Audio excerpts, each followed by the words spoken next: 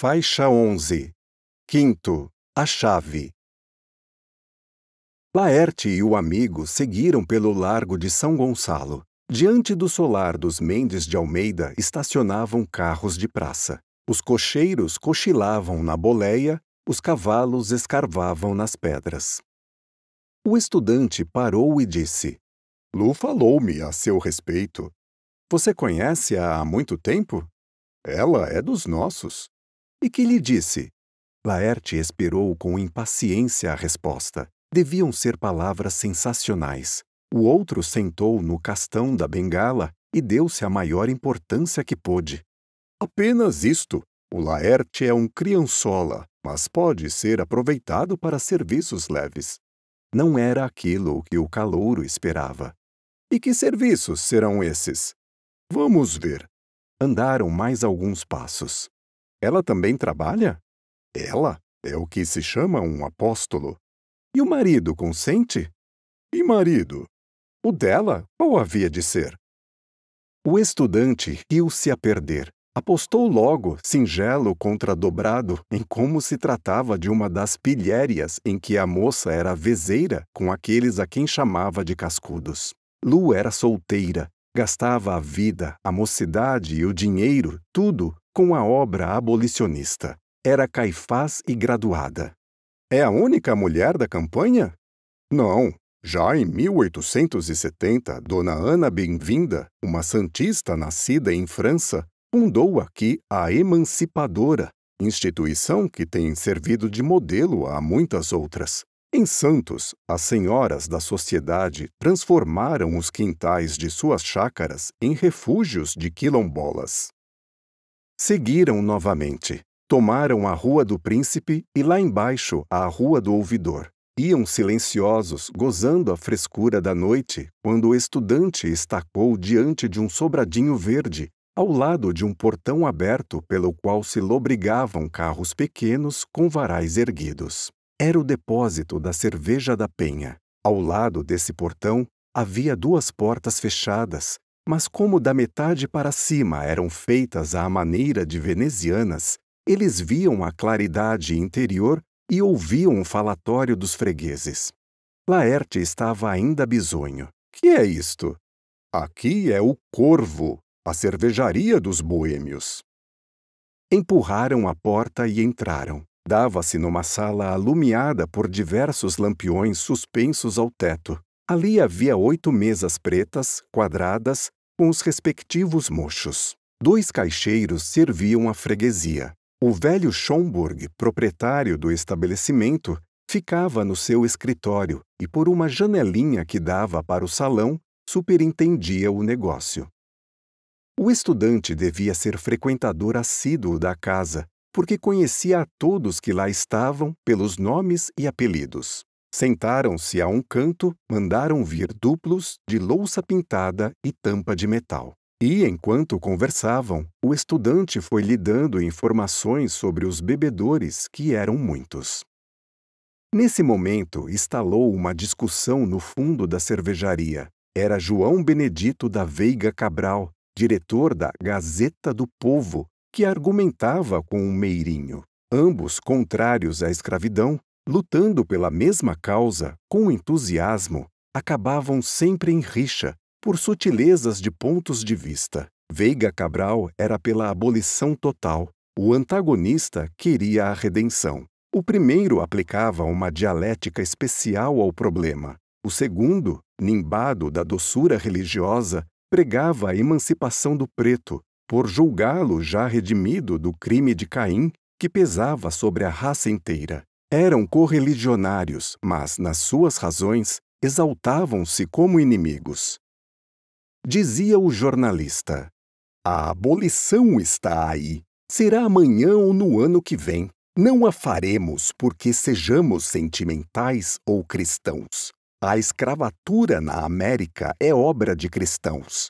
Em 1500 havia 2 mercados de negros na Europa, um em Lisboa, outro em Sevilha. A população de Évora, por exemplo, contava mais negros do que brancos. Colombo, o primeiro cristão que historicamente pisou no continente, apresou 500 índios e os remeteu para Sevilha, a fim de serem vendidos como escravizados. Os colonizadores peninsulares que aqui aportaram pareciam atacados de loucura. Sangue e ouro, ouro e sangue. Quem lê a história dos nossos civilizadores fica para sempre com desgosto pela espécie. Eles destruíram por todos os meios as civilizações que aqui encontraram, tão respeitáveis como a sua, aniquilaram a população da América. Mas o clero? Os europeus sempre escravizaram os índios. Em 1534, os capitães de navios tinham autorização de levar para o reino 39 escravos. Em 1540, a escravidão já era legítima. Ao fundo, ouviu-se um acorde de violão. Voz esganiçada ergueu-se numa cantiga que andava de boca em boca. Mostraram-me um dia na roça, dançando, mestiça formosa de olhar azulgado. Esse canto, porém, despertou uma tempestade de protestos. O violão cessou de tocar, a voz emudeceu. Quem era? Ninguém sabe. Devia ser um daqueles moços de cabeleira, capa ao ombro, um fulgor de loucura nos olhos pisados. Na mesa de Veiga Cabral, o meirinho voltou à carga. Não era homem que se desse por vencido assim, sem mais nem menos. E agora? Você contesta que a Igreja, pelo menos em São Paulo, esteja à frente da campanha abolicionista? Não contesto. Mas isso é recente. Conhece a frase de José Bonifácio na sua representação à Assembleia Geral Constituinte? Já a citei mais de 20 vezes em meus artigos. Cheguei a guardá-la de memória. Diz mais ou menos assim: a nossa religião é um sistema de superstições e de abusos antissociais. O nosso clero, na maior parte ignorante e corrompido, é o primeiro que se serve de escravizados e os acumula para enriquecer pelo comércio e pela agricultura e para formar, muitas vezes, com as desgraçadas escravizadas, um harém muçulmano. Não é bem isto o que vemos? José Bonifácio foi tido como louco.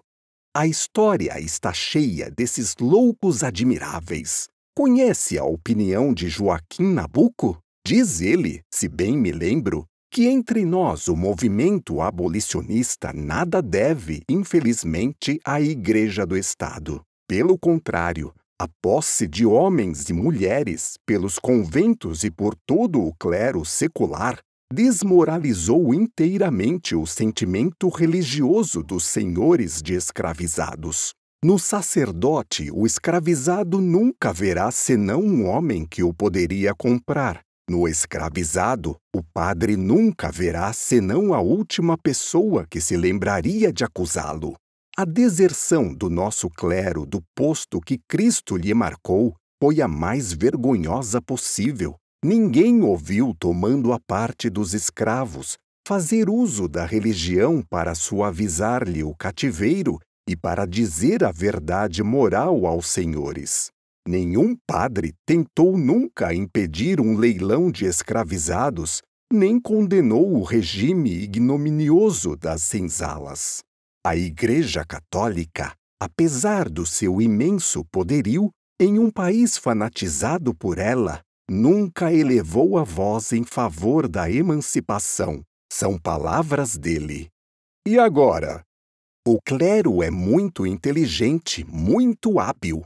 Está sempre que pode dos dois lados da barricada. Vença quem vencer, quem vence de fato é ele. Neste momento, empolgou a maçonaria à direção do movimento libertador da raça negra. É que a vitória está próxima. A conversa estava cada vez mais animada. Os fregueses do Corvo iam pouco a pouco se aglomerando ao redor daquela mesa. Nisto, uma das portas que davam para a rua descerrou-se e estranha personagem espiou para dentro. Depois de estudar o clima, fez timidamente a sua entrada. O intruso foi recebido com gritos, risadas e falatórios. Uma voz esganiçada fez-se ouvir na assembleia. Entra, Pascácio! Pascácio é a avó. Estou um pouco fora do sério e tirei a noite para a bilontragem. A gritaria redobrou. Era um homem zarrão acaboclado, de barbicha branca. Estava de chapéu de Chile, guarda-pó de palha de seda, sapatos amarelos. Trazia pendurado no braço um velho guarda-chuva de seda cor de malva. Foi caminhando para o centro do salão, entre aplausos, apartes e gritos da rapaziada que, por todos os modos, manifestava a sua estranheza por ver aquele tipo, a tal hora, no Corvo. Ele parou, apoiou-se no guarda-chuva, coçou a barbicha. Quero explicar. Tenho de embarcar às 4 horas. Saí do Politeama há 1 hora. Fui cear. Agora é tarde demais para ir dormir no hotel, pois daqui a pouco sai o trem. Um rapaz esverdeado, de óculos, perguntou-lhe: Paga a rodada? Pago. Então a estranheza transformou-se em agasalho. Houve palmas e vivas. O velho Schomburg apareceu na janelinha que dava para o salão e estendeu os braços a suplicar silêncio. Foi logo atendido. Só Veiga Cabral continuou a falar. Não aceito cerveja paga por esse fazendeiro que, certamente, tem no eito dezenas de escravizados a ganharem para as suas libertinagens. O homem respondeu: Eu ter escravizados? Não seja tolo. Os que tinha já botei no andar da rua e disse ao chefe deles: Suma-se! Não me cruze mais as varas da porteira, porque se eu encontrar algum de vocês por aqui, sapeco uma carga de sal nas pernas. Ouviram-se vozes. É abolicionista! Viva o abolicionista! O fazendeiro, que devia estar um tanto ou quanto embriagado, estendeu os braços sobre a mesa, deitou a cabeça por cima deles e se pôs a dar risadas. Eu? Abolicionista? E voltava a rir perdidamente. Então não é abolicionista? Por que deu alforria aos negros? Já não é negócio sustentar escravizados. E sustentar por quê? Antigamente, sim, a gente sustentava o preto porque não tinha quem o substituísse. Agora não. Os libertos, os caboclos e os pobres diabos estão aí, por toda parte, à espera de que a gente lhes dê a esmola de um cabo de enxada. Essa gente se oferece para trabalhar por qualquer derréis de mel coado. Ao mesmo tempo, estão chegando os imigrantes em grandes levas. Façam as contas e verão que ter escravizados não é negócio para fazendeiro inteligente. Primeiro porque é um pobre de emprego ameaçado, as doenças, as fugas que se vão amiudando, a ameaça de uma lei libertadora que virá hoje ou amanhã. Escravizado é mercadoria que desvaloriza com a idade. Vocês, moços, compreendem o que isso quer dizer? Além do mais, o escravizado, afora os riscos de que falei, precisa ser vestido, alimentado, tratado, vigiado, etc. Tem os períodos de doença em que só consome e nada produz. Quando o trabalho acaba, o escravizado nem por isso deixa de consumir, e a cada ano que passa o seu valor vai diminuindo. Com o trabalhador livre não se dá a mesma coisa. Há trabalhadores por aí a dar com pau. Eles aceitam de boa mente tudo que a gente lhes oferece. Basta que dê para comer para poder viver, para poder trabalhar. Nada mais. Quando se tem precisão, chama-se o operário. Ele trabalha 1, 10, 30 dias. Terminado o serviço, manda-se ele embora e pronto. Está acabado. Quando fica doente, não trabalha e, portanto, não ganha. Quando não há serviço, a mesma coisa. Quando envelhece ou quando morre, não dá prejuízo a ninguém. Não se pensa em alimentação nem em vestuário, no feitor nem no capitão do mato, na senzala nem nos caifazes. É o sossego. A paz de espírito. Só fazendeiro burro e turrão é escravocrata. O único que pode ser sinceramente escravocrata é o escravizado. E vocês que são moços vão ver um dia o escravizado solto, na rua, com saudade do senhor e da senzala. O que se vê nos países onde não há escravatura é isto: o operário substitui o escravizado sem riscos nem responsabilidades. As palavras do desconhecido tinham reduzido ao silêncio aquela gente entre a qual se encontravam muitos abolicionistas de diversos matizes. O meirinho perguntou: então, por que motivo os fazendeiros, espontaneamente, não dão alforria a todos os escravizados? O velho coçou a barba. Por burrice! A assembleia estava imensamente divertida. Então ele pagou as despesas e, desbarretando-se para a direita e à esquerda, ganhou a porta. Alguém exclamou: diga ao menos como se chama! Já na rua, abriu de novo a porta e gritou para dentro: Xisto Bahia! Houve gritos, risadas, brindes. Xisto Bahia era um ator, o humorista da abolição. Sua especialidade era vestir-se à moda dos fazendeiros, imitar-lhes a voz e as atitudes para fazer discursos e palestras em que sobressaíam, de modo risível, os seus argumentos habituais contra os abolicionistas. Tomava parte em reuniões e festas de beneficência. No palco do São José, de sobrecasaca e chinelas, divertia loucamente o público. Suas anedotas, conceitos e frases circulavam de boca em boca, eram repetidos nas oficinas, nos escritórios, nas escolas, nos salões. Passada a impressão do Xisto Bahia, os bebedores do Corvo voltaram às suas conversas. O meirinho tornou a ouvir o jornalista.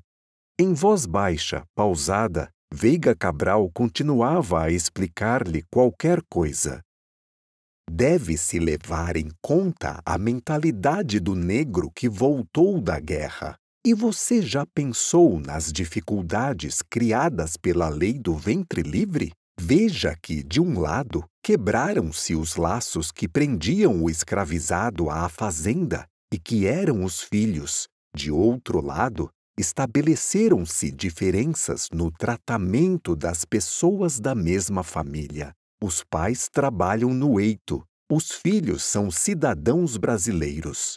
O produto da lei do ventre livre virá para a rua fazer o que eu e você faríamos, com o intuito de emancipar nossos pais. O Ceará já libertou os poucos escravizados que lá existiam. Aqui mesmo há municípios que já não contam um só cativo. Ainda mais, a cidade de Santos ergueu-se contra a escravidão. Desde 27 de fevereiro de 1886, naquela cidade não há escravizados. O preto fugido que ali consegue chegar é considerado pupilo da população. Os capitães do mato que por lá se afoitam são apanhados a laço nas ruas. Por todo o Brasil, o exército recusa-se a prender o quilombola. Pelas senzalas, de boca para ouvido, corre a notícia de que lá para as bandas do mar há uma terra chamada Jabaquara, onde preto é cidadão. A dificuldade está em alcançá-la. Então começam as fugas, as grandes marchas de maltrapilhos. É o que temos visto, é o que vamos ver em Ponto Grande. Neste momento em que estamos aqui a conversar por muitas fazendas da província, um Caifás de Antônio Bento conseguiu pular a cerca do terreiro e infiltrar-se na senzala, a fim de dizer baixinho ao parceiro: Malungo, deixa o eito, toma o caminho, desce a serra, chega ao Jabaquara. Ali é que está a nossa liberdade. O Caifás quase nunca sai vivo da fazenda, mas a obra fica. E a onda negra está crescendo por aí, Está crescendo. Dentro de pouco, ela rolará sobre os campos e as cidades. Será invencível. Levará tudo de roldão. Que é que você diz da obra dos intelectuais, dos abnegados, dos entusiastas como nós? Nossa missão é esclarecer pela tribuna, pelo jornal, pela conversa, por todos os meios. Somos o fermento. Dar aos intelectuais uma importância maior do que essa será ridículo. Ainda mais, os sentimentos que nos guiam neste trabalho não são muito brilhantes. Você, religioso, está fazendo um belo negócio com a eternidade. Eu só creio na felicidade terrena e nunca poderei ser feliz enquanto houver a meu lado um homem escravizado. Por isso, egoisticamente, estou tratando de remover o último obstáculo que me impede de ser feliz. Mas não somos nós apenas. São milhares de homens, cada qual com a sua porcentagem de egoísmo, tratando de realizar a mesma obra grandiosa. Nosso egoísmo é mais fino do que o de muitos outros, dos escravocratas, dos comboieiros, dos delegados, dos capitães do mato. Essas últimas palavras provocaram uma celeuma. Veiga Cabral viu-se apostrofado, ameaçado por mãos crispadas, punhos cerrados. Os idealistas não queriam ver a abolição, a sua sagrada abolição, alumiada por aquela claridade crua. O velho Schomburg levantou-se mais uma vez da poltrona, dirigiu-se à janela que dava para o salão e, com um sorriso amigo, estendeu as mãos abertas a pedir silêncio, como a dizer: "Mas que é isso, rapazes?" E o silêncio se fez. Laerte, de tudo o que ouvira, parecia ter chegado a uma conclusão diferente da dos outros. Então a Lu é mesmo solteira? É, não duvide mais. Só então o companheiro olhou para ele. Estava meio adormecido diante de uma pilha de pratinhos. Sorria com a boca frouxa e os olhos piscos, manifestando séria dificuldade em equilibrar a cabeça sobre o colarinho alto. Ao mesmo tempo, inquietava-se com um objeto que mudava de um bolso para outro sem encontrar o lugar apropriado. — Que é isso? Perguntou o amigo. — A chave. — Ah, mas que é que você tem? — Estou numa bitra danada. E estava mesmo embriagado. Quis levantar-se, mas não pôde. Os rapazes habituados àquelas cenas pouca importância deram. Só na hora do pagamento da despesa é que ele se pôs a discutir com os caixeiros e um da roda perguntou ao estudante: "Quem é esse chouriço aí?" E trataram de outro assunto. Enquanto todos falavam, Laerte ficou numa espécie de sonolência enjoativa. Pensou na fazenda, evocou a imagem dos pais e uma grande angústia lhe subiu ao coração. Pôs-se a chorar e a soluçar. Lembrou-se também do salústio e, imediatamente, lhe veio a ideia de alforriá-lo. No dia seguinte escreveria ao pai. Seria tiro e queda. Mas, ao mesmo tempo, lembrou-se de que o pai havia mandado Salústio para o eito com os parceiros. Sentiu rancor pelo pai e, com a mesma volubilidade de sentimentos, deu um murro na mesa, exclamando: "Hei de libertá-lo, mas juntamente com os outros, não é, dona Lu?" O estudante ficou penalizado. A mesma voz que pouco antes o havia chamado de chouriço fez-se ouvir lá no fundo. "Ó coisa, olhe que já são 5 horas. Está amanhecendo." "Vamos embora, Laerte." "Não vou." "Pois eu preciso ir." "Vá você. Eu fico aqui com a companhia." "Pois vou mesmo." Despediu-se de alguns amigos e lá se foi. Isso de acompanhar filhos de família, no pileque, até a porta de casa, nunca esteve em uso na Boêmia. Laerte pediu um copo de cerveja, mas ninguém ouviu. Pediu segunda vez e aconteceu a mesma coisa. Então, visivelmente aborrecido, botou o chapéu para a nuca, fez um molinete com a bengala e saiu resmungando da cervejaria. Todos olharam essa cena com um bom sorriso nos lábios. Só Veiga Cabral se comoveu. Mas como? Ele vai sozinho? Acertará a casa? Ora, deixe-o lá que ele não se perde. Não pode ser assim. Mas quem o levará à casa? O meu secretário. Foi à porta e deu prolongados assobios. Em seguida, voltou a sentar-se. Ainda não eram passados 2 minutos e a porta abriu-se de novo, dando passagem a Calunga, com o seu paletó comprido, o cap feito de uma folha de jornal. Olhou para a assembleia e, reconhecendo Veiga Cabral, dirigiu-se logo a ele. Pronto! Você encontrou um moço bêbado aí pela rua? Encontrei 4. Eu falo do último, o que saiu daqui. Já sei, um da Tabatinguera. É isso mesmo. Acompanhe-o. Ajude-o a abrir a porta e se alguém perguntar alguma coisa, dê uma boa desculpa. Está bem. Calunga saiu a correr. Foi encontrar Laerte na caixa d'água. Estava encostado no muro da Rua do Príncipe e suava em bica. Parecia ter perdido a noção de si mesmo. Calunga tomou-o pela mão e levou-o consigo. O moço deixou-se conduzir como uma criança.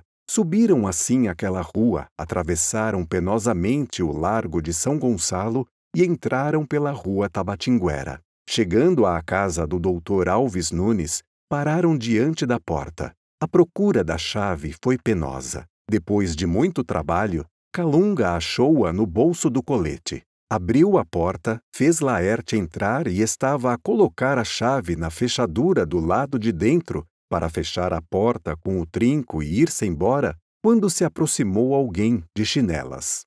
Quem está aí? Sou eu. Eu quem? Calunga. O velho apareceu na porta envidraçada. Estava de robe de chambre, chinelas e um castiçal na mão. Vim trazer o moço. Está bem. Obrigado, menino. Calunga desapareceu na garoa. A porta fechou-se com 2 voltas, e já a claridade da manhã que entrava por todas as vidraças, deu-se um curto diálogo entre o tio e o sobrinho. O tio, apalermado, de olhos piscos. Mas que é isso, menino? E Laerte, com o chapéu na nuca, a gravata fora do colete, sentado no castão da bengala. Nada, meu tio. Achei o caminho da rua. Vou fazer grandes coisas na vida. O senhor verá.